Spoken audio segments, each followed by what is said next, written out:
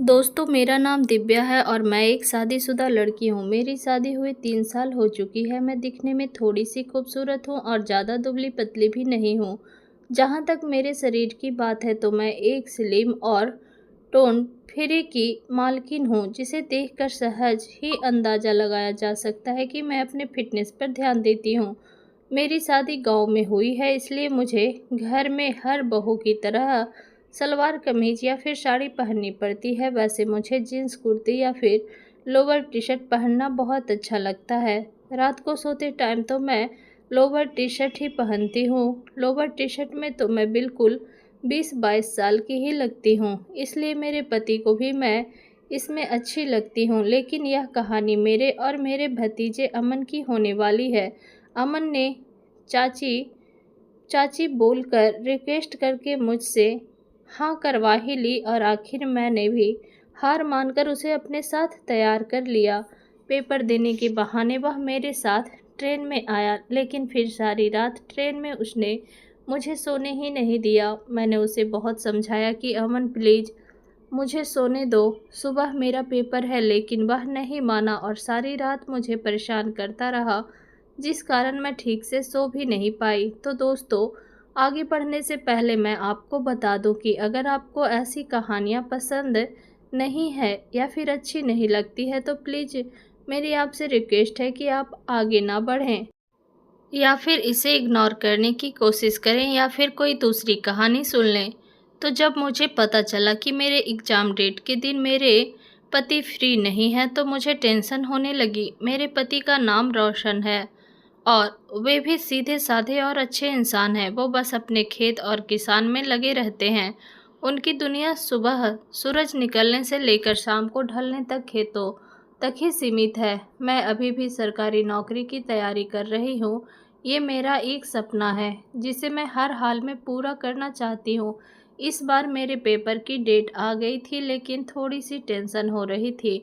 दरअसल मेरा exam centre इस बार थोड़ा दूर शहर में पड़ा था और मेरे पति भी फ्री नहीं थे, इसलिए मैं अब यही सोच रही थी कि मेरे साथ पेपर दिलवाने कौन जाएगा। शाम को जब रोशन खेत से घर लौटे तो वे थके हुए लग रहे थे।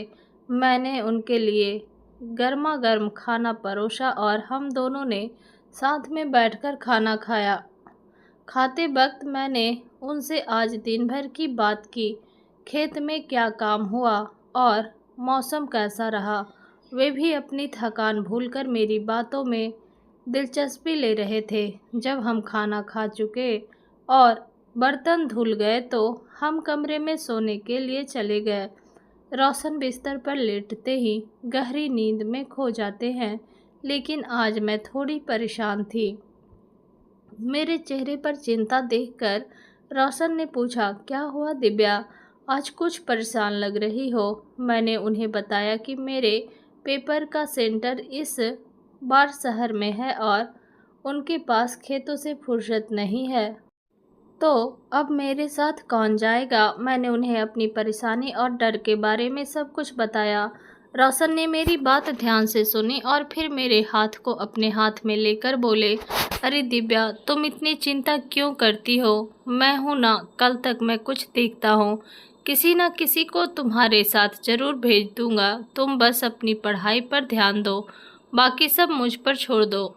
उनकी ये बातें सुनकर मुझे थोड़ी राहत मिली।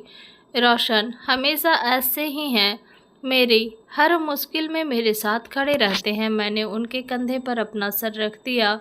कमरे में हल्की चांदनी खिड़की से आ रही थी और रोशन ने प्यार से मेरे बालों में हाथ फेरा। उनकी छुअन से मेरी सारी चिंता दूर हो गई और मुझे महसूस हुआ कि सच में जब वे मेरे साथ हैं तो मुझे किसी बात की फिक्र करने की ज़रूरत नहीं है। उन्होंने मुझे अपनी बाहों में भर लिया और थोड़ी ही देर में उनकी गहरी सांसों की आवाज़ आने लगी। उनकी निश्चिंतता देखकर मुझे भी थोड़ी देर में नींद आ गई। अगली सुबह जब हम नाश्ता कर रहे थे तो रोशन ने अचानक कहा, दिव्या, मैं सोच रहा था कि क्यों ना मैं ही तुम्हारे साथ चलूं।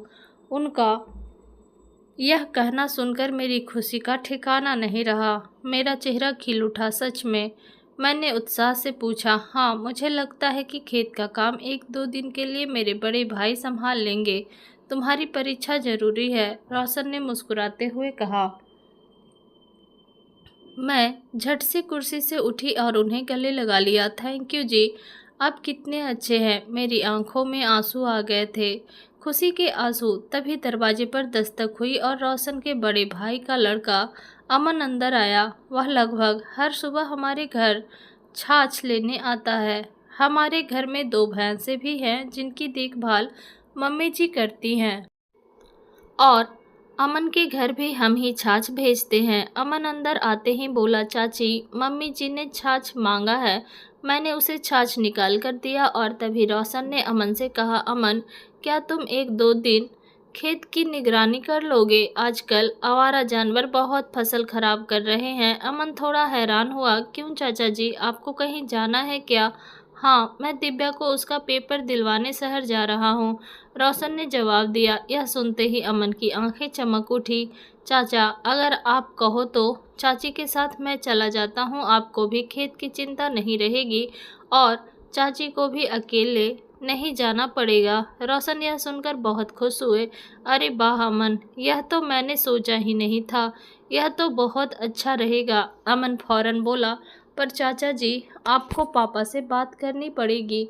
अमन अपनी चाची के साथ जाने को लेकर कितना उत्साहित था, यह उसकी आवाज़ से ही पता चल रहा था। उसकी फिक्र तुम मत करो, उनसे मैं बात कर लूँगा, रोशन ने उसे भरोसा दिलाया और फिर सीधे मेरे कमरे की तरफ चले गए जहाँ मैं अपना सामान पैक कर रही थी।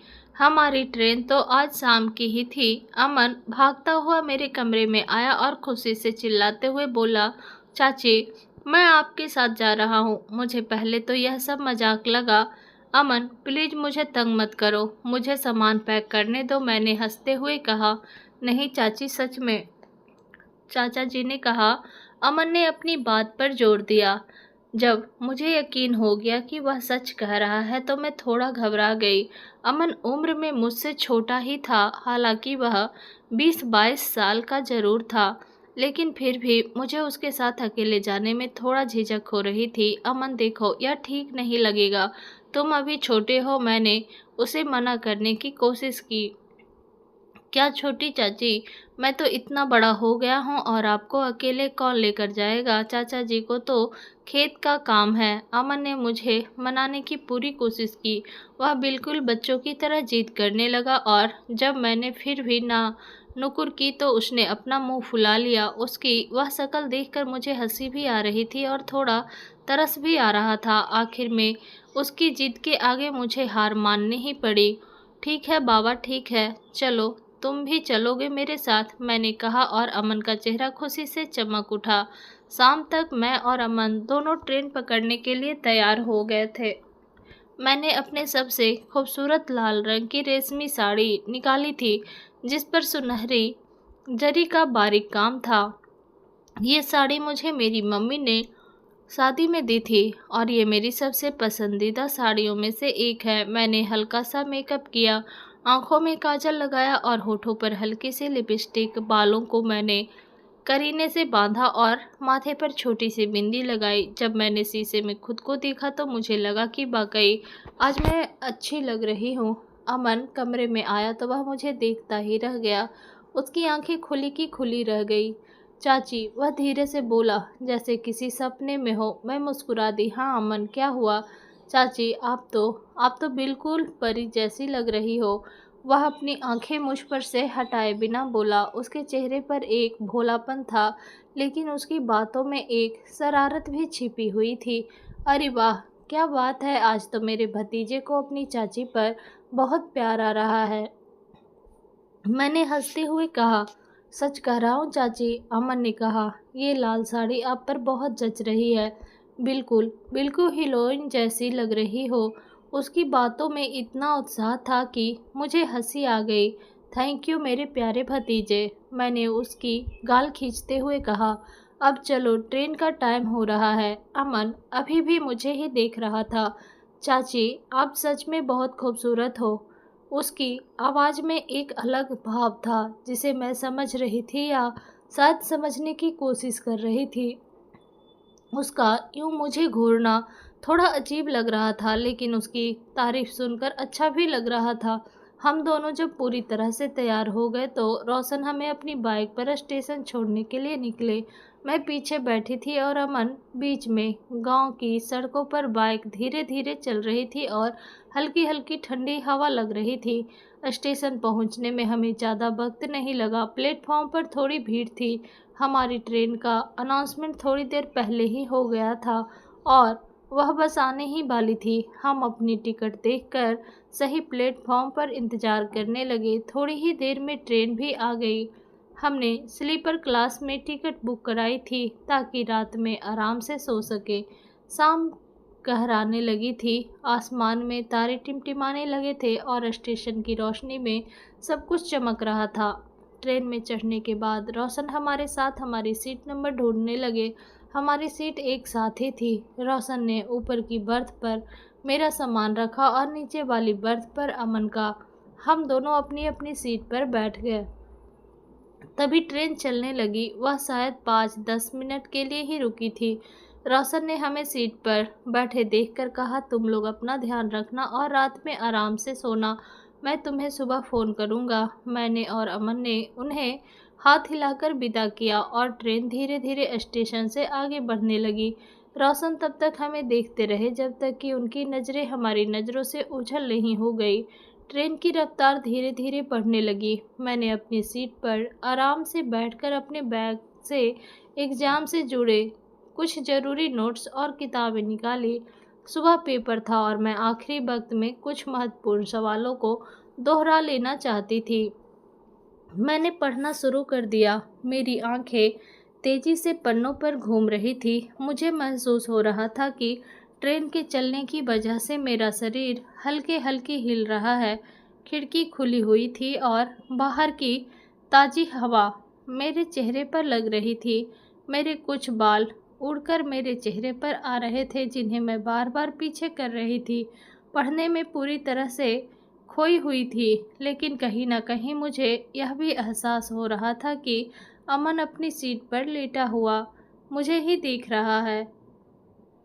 उसकी नज़रें मुझ पर टिकी हुई महसूस हो रही थी। शायद उसे नींद नहीं आ रही थी या फिर वह यूं ही बाहर का नज़ारा देख रहा होगा। मुझे लगा कि हवा में उड़ते बालों और ट्रेन की धीमी हिलती चाल में मैं शायद कुछ ज़्यादा ही, क्या कहूँ, आकर्षक लग रही होंगी। कम से कम अमन की नज़रों में तो ज़रूर। कुछ देर पढ़ने के बाद मुझे नींद आने लगी। कल सुबह पेपर था और अच्छी नींद लेना बहुत ज़रूरी था ताकि दिमाग फ्रेश रहे। लेकिन जब मैंने सोने के लिए लेटी तो मुझे साड़ी में बहुत असहज महसूस होने लगा। ये रेशमी साड़ी इतनी भारी थी और इसमें खुलकर हिलना डुलना भी मुश्किल हो रहा था। मुझे अब एहसास हो रहा था कि मुझे जीन्स कुर्ती ही पहन कर आना चाहिए था। ये साड़ी बिल्कुल भी आरामदायक नहीं थी। मैंने अपनी परेशानी अमन को बताई। अमन, यार, ये साड़ी तो बिल्कुल भी कंफर्टेबल नहीं है, इसमें तो नींद भी नहीं आएगी। अमन तुरंत बोला, कोई बात नहीं चाची, आप मेरे लोअर और टी शर्ट पहन लो, मैं अपने लिए लाया हूँ, आपको आराम मिलेगा। उसने अपना बैग खोलकर मुझे अपने कपड़े दिखाए। मुझे उसकी बात सुनकर अच्छा तो लगा, लेकिन फिर मुझे चेंज करने की चिंता हुई। पर अमन, मैं ट्रेन में कैसे चेंज करूँगी? यहाँ तो इतनी भीड़ है। रुकिए चाची, मैं अभी देख कर आता हूँ, शायद कहीं थोड़ा जगह हो। कहकर अमन अपनी सीट से उठा और डिब्बे में आगे पीछे देखने लगा। थोड़ी देर बाद वह वापस आया और बोला, चाची चलिए मेरे साथ। वह मुझे अपने साथ ट्रेन के वॉशरूम तक ले गया। चाची, यहाँ तो बस यही है, उसने थोड़ा झिझकते हुए कहा। मैंने वॉशरूम की तरफ देखा। भले ही बहुत साफ सुथरा नहीं था, लेकिन चेंज करने के लिए इतना काफ़ी था। मैंने थोड़ी राहत की सांस ली और हंसते हुए बोली, कोई बात नहीं अमन, यह तो बहुत है। फिर मैंने अमन से कहा, तुम थोड़ी देर यहीं रुको, मैं चेंज करके आती हूँ। मैंने उसे जोर देते हुए कहा, यहीं रहना, मुझे अकेला छोड़कर चले मत जाना। अमन भी हंसते हुए बोला, नहीं जाऊँगा चाची, आप टेंशन फ्री होकर चेंज कर आइए। इसके बाद मैं वॉशरूम के अंदर चली गई। और दरवाज़ा बंद कर लिया। उस छोटी सी जगह में जैसे तैसे मैंने अपनी भारी साड़ी बदली और अमन के हल्के लोअर और टी शर्ट पहन लिए। सच कहूँ तो उसमें मुझे बहुत आराम महसूस हो रहा था। जब मैं अमन के कपड़े पहनकर बाथरूम से बाहर आई तो अमन मुझे देखकर अपनी हंसी नहीं रोक पाया। उसके कपड़े मुझ पर काफ़ी ढीले ढाले आ रहे थे। उसका लोअर तो मेरे कमर से भी नीचे खिसक रहा था और टी शर्ट भी काफ़ी बड़ी थी, लेकिन उसमें भी मैं शायद इतनी बुरी नहीं लग रही थी, क्योंकि अमन हंसते हंसते बोला, चाची ये क्या पहन लिया आपने, बिल्कुल बिल्कुल अलग लग रही हो। फिर वह अपनी हंसी रोक कर बोला, लेकिन सच कहूँ तो आप इसमें भी बहुत खूबसूरत लग रही हो, ये कपड़े भी आप पर जच रहे हैं। मैंने मुस्कुराते हुए पूछा, क्या सच में? हाँ चाची बिल्कुल। कोई कहेगा कि ये मेरे कपड़े हैं। वह फिर हंस पड़ा। हम दोनों हंसते हुए अपनी सीट पर वापस आए, लेकिन वहां पहुंचकर हमने देखा कि अमन की सीट पर एक लगभग 80 साल तक के बुजुर्ग लेटे हुए हैं। उनके पैरों पर पट्टियां बंधी हुई थी और वे काफ़ी कमज़ोर और बीमार लग रहे थे। अमन तुरंत बोला, अरे ये कौन सो रहा है मेरी सीट पर? और वह उन्हें जगाने लगा। अंकल जी उठिए, ये मेरी सीट है। बुजुर्ग धीरे से अपनी आंखें खोली। उनकी आंखों में दर्द और थकान साफ झलक रही थी। वे कमज़ोर आवाज़ में बोले, बेटा मुझे सोने दो, मैं बहुत बीमार हूँ और मेरे पास पैसे भी नहीं है दूसरी सीट लेने के लिए। उनकी आवाज़ सुनकर मुझे उन पर बहुत दया आ गई। अमन उनकी बात सुनकर थोड़ा झल्ला गया। तो क्या मैं खड़ा रहूं? ये मेरी सीट है, उठिए यहाँ से। तभी मैंने अमन से कहा, अरे अमन छोड़ो ना, देखो कितने बीमार लग रहे हैं, इन्हें सोने दो। अमन मेरी तरफ देखकर बोला, तो फिर मैं कहाँ सोऊंगा चाची? मैंने कहा, कोई बात नहीं, हम दोनों एक ही सीट पर एडजस्ट कर लेंगे। अमन थोड़ा नाखुश हुआ, लेकिन मेरी बात मान गया। हम दोनों मेरी सीट पर बैठ गए। वह बुजुर्ग आदमी दर्द से कराह रहा था और उसे देखकर मुझे बिल्कुल भी अच्छा नहीं लग रहा था कि अमन उसे अपनी सीट से उठाए। मैंने मन ही मन सोचा कि चलो कोई बात नहीं, रात भर की तो बात है, हम दोनों एडजस्ट कर लेंगे, बुजुर्ग को आराम मिले तो अच्छा ही है। थोड़ी देर बाद मुझे नींद की झपकियाँ आने लगी। मैं सीट पर थोड़ा सिकुड़ कर लेट गई। मेरी आंखें भारी हो रही थी और कब नींद आ गई मुझे पता ही नहीं चला। जब मैंने नींद भरी आंखों से अमन की तरफ देखा तो वह दूसरी तरफ सीट पर बैठा बैठा ही नींद के झोंके ले रहा था। उसका सिर कभी इधर गिरता तो कभी उधर। मुझे उस पर तरह देखकर बिल्कुल भी अच्छा नहीं लग रहा था।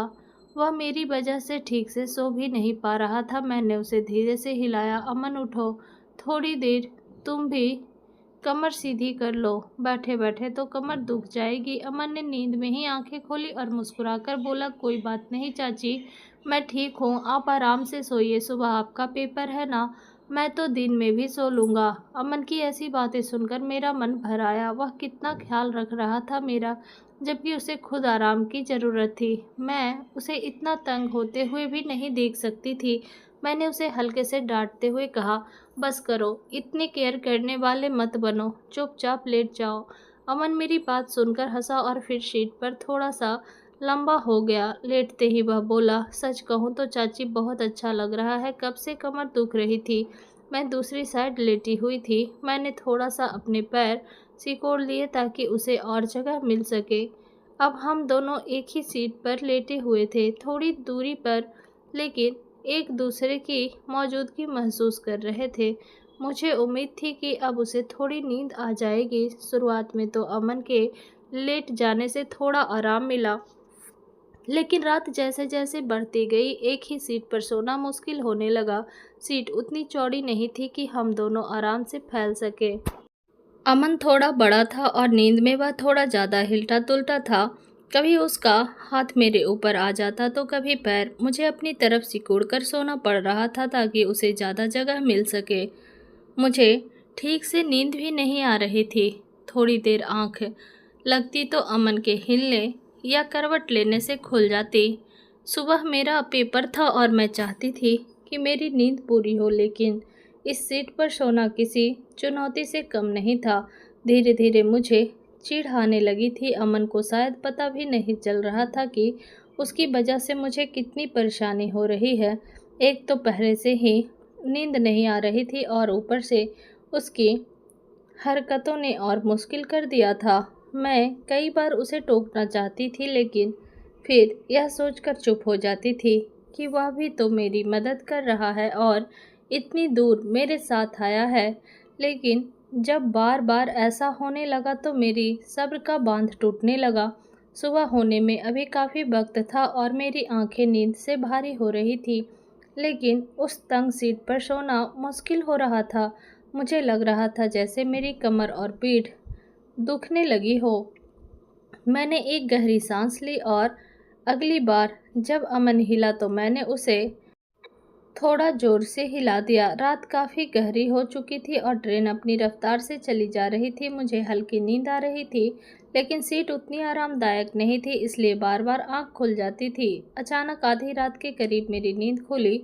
कमरे में हल्की नीली रंग की रात वाली लाइट जल रही थी, जिससे सब कुछ धुंधला सा दिखाई दे रहा था। मेरे बगल में अमन लेटा हुआ था। मेरी नज़र उस पर पड़ी तो मुझे एक अजीब सी सनसनी हुई। मुझे लगा जैसे उसका हाथ मेरे बहुत करीब है, शायद मेरी कमर के पास। मेरी नींद पूरी तरह से खुल गई और मैंने ध्यान से देखने की कोशिश की।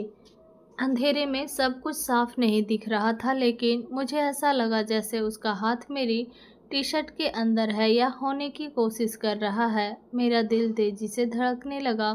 क्या यह सच था या मेरी नींद का भ्रम? मैं डर के मारे एकदम से उठ बैठी। अमन भी मेरी हरकत से हड़बड़ा कर जाग गया। क्या हुआ चाची, सब ठीक है? उसने नींद भरी आवाज़ में पूछा। मैंने उसे कुछ नहीं कहा, बस उसे घूर कर देखती रही। उसकी आंखें अभी भी नींद में लाल थी और वह थोड़ा परेशान लग रहा था। मैंने जल्दी से अपनी टी शर्ट चेक की। सब कुछ ठीक था, लेकिन फिर भी मेरे मन में एक अजीब सा डर बैठ गया था। क्या मैंने गलत देखा या फिर सच में उसने? कुछ नहीं, मैं धीरे से बोली, अपनी घबराहट को छुपाते हुए। बस मुझे प्यास लग रही थी। मैंने अपनी पानी की बोतल उठाई और थोड़ा पानी पिया। मेरा हाथ अब भी कांप रहा था।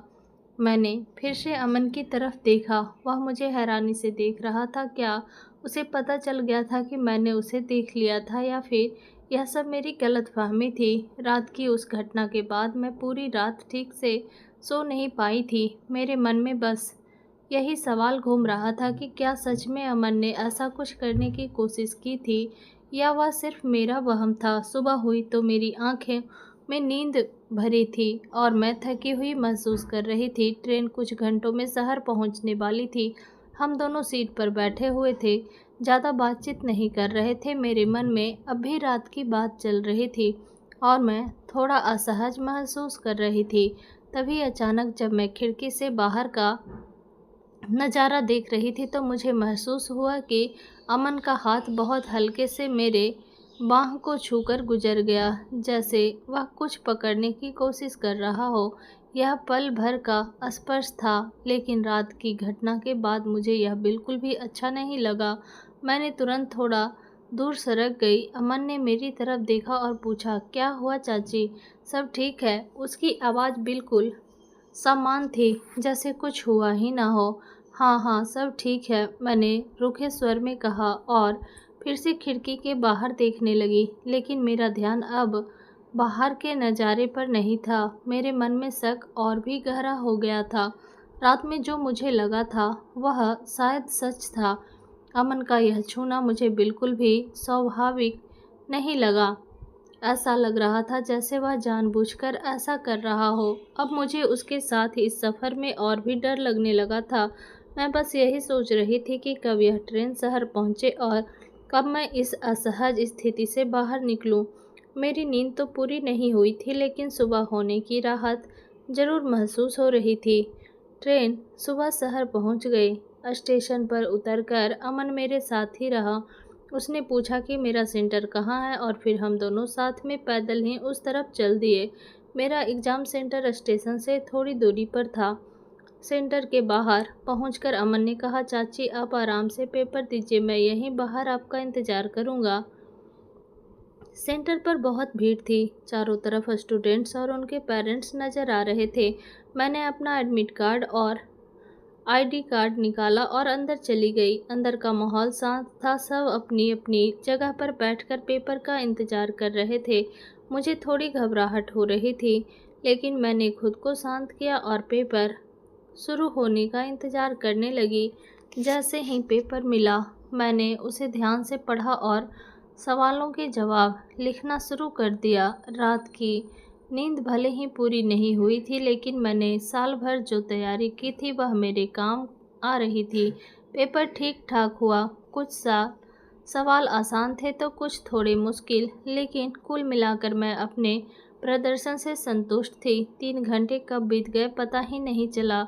जब घंटी बजी तो मैंने अपनी आंसर शीट जमा कर दी। सेंटर से निकलने के बाद अमन बाहर ही मेरा इंतजार कर रहा था। उसे देखकर मैंने एक हल्की सी मुस्कान दी और हम दोनों ने मिलकर पास के ही एक रेस्टोरेंट में नाश्ता किया। रास्ते भर अमन समान तरीके से बातें कर रहा था, जैसे रात को कुछ हुआ ही ना हो। उसका यह रवैया मुझे और भी परेशान कर रहा था। नाश्ता करने के बाद हम वापस स्टेशन पहुंचे और अपनी वापसी की ट्रेन पकड़ ली। इस बार दिन का समय था तो स्लीपर में ज़्यादा भीड़ नहीं थी। हम दोनों अपनी अपनी सीट पर बैठ गए। थोड़ी देर बाद अमन अपना फ़ोन निकालकर उसे चार्जिंग पर लगाने के लिए सीट के पास वाले सॉकेट में चला गया और फिर बोला कि वह वॉशरूम होकर आता है। उसके जाने के बाद ना जाने क्यों मेरा मन हुआ कि उसका फ़ोन देखूं। रात की घटना के बाद से मेरे मन में एक अजीब सी बेचैनी थी और मैं खुद को रोक नहीं पाई। मैंने उसका फ़ोन उठाया। फ़ोन का लॉक मुझे पता था, इसलिए मैंने उसे खोल लिया। फ़ोन खोलते ही उसके नोटिफिकेशन में कुछ मैसेज आए हुए थे, तो मैंने उसकी चैट हिस्ट्री खोल ली और फिर जो मैंने पढ़ा उसे देखकर मेरे पैरों तले से ज़मीन खिसक गई। अमन अपने किसी दोस्त से रात की हमारी यात्रा के बारे में मैसेज में बात कर रहा था और उसके मैसेज ऐसे थे जिनसे साफ पता चल रहा था कि वह मुझे गलत नज़रों से देख रहा था और उसके मन में मेरे लिए गलत इरादे थे। उसने कुछ ऐसी बातें लिखी थी जिन्हें पढ़कर मुझे इतनी शर्म आई कि मैं आपको बता भी नहीं सकती। मुझे समझ नहीं आ रहा था कि अमन ऐसा कैसे सोच सकता है। जिस लड़के को मैंने हमेशा अपने छोटे भाई या बेटे की तरह समझा, उसकी सोच इतनी गंदी थी। मेरा मन घृणा और दुख से भर गया। बिना सोचे समझे मैंने जल्दी से वह चैट डिलीट कर दी। मुझे समझ नहीं आ रहा था कि अमन ऐसा कैसे कर सकता है। जिस लड़के को मैंने हमेशा अपने छोटे भाई या बेटे की तरह समझा, उसकी निगाहें मुझ पर इतनी गंदी थी। मेरा मन घृणा और शर्म से भर गया। बिना सोचे समझे मैंने जल्दी से उन सारी तस्वीरों को डिलीट कर दिया। तभी अमन वापस आ गया। मैंने जल्दी से उसका फ़ोन वापस रख दिया और खिड़की से बाहर देखने लगी। मेरा चेहरा अभी भी गुस्से और शर्म से तमतमाया हुआ था। अमन अपनी सीट पर बैठ गया और मुझसे कुछ बात करने की कोशिश करने लगा, लेकिन मैंने उसकी तरफ देखा भी नहीं। मेरा मन इतना खराब हो गया था कि मैं उसे एक शब्द भी बोलना नहीं चाहती थी। मेरी आंखों में आंसू आ गए थे, लेकिन इस बार ये दुख और गुस्से के आंसू थे। मुझे खुद पर भी गुस्सा आ रहा था कि मैंने उस पर भरोसा क्यों किया। वह मेरी नज़रों में इतना गिर चुका था कि अब मैं उसे देखना भी नहीं चाहती थी। मैं खुद को यह समझा नहीं पा रही थी कि अमन ऐसा कैसे सोच सकता है। वह तो मेरी बहन का बेटा था, जिसे मैंने हमेशा प्यार और स्नेह दिया था, लेकिन आज उसकी असली सूरत देखकर मेरा दिल टूट गया था। पूरी ट्रेन यात्रा में मैंने उससे एक भी बात नहीं की। मेरे अंदर बस एक ही भावना थी, जल्द से जल्द घर पहुंचने और इस बुरे सपने को भुला देने की। तो दोस्तों, यह थी मेरी ज़िंदगी की छोटी सी कहानी। मैं आपसे और स्पेशल लड़कों से बस इतनी ही रिक्वेस्ट करती हूँ कि वो अपने जीवन में कभी भी किसी भी लड़की पर गंदी नज़रें ना रखें और अपनी फैमिली में तो बिल्कुल भी नहीं, चाहे वह दूर का ही रिश्ता क्यों ना हो। तो दोस्तों, यहाँ तक मेरी कहानी को सुनने के लिए आपका दिल से धन्यवाद।